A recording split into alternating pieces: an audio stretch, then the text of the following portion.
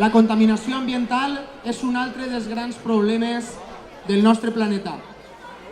Salvar el món requereix que tinguem cura de la nostra salut i que fem tot el possible per evitar la contaminació de l'aire. Per això pots acudir a la feina en bicicleta o utilitzar el transport públic.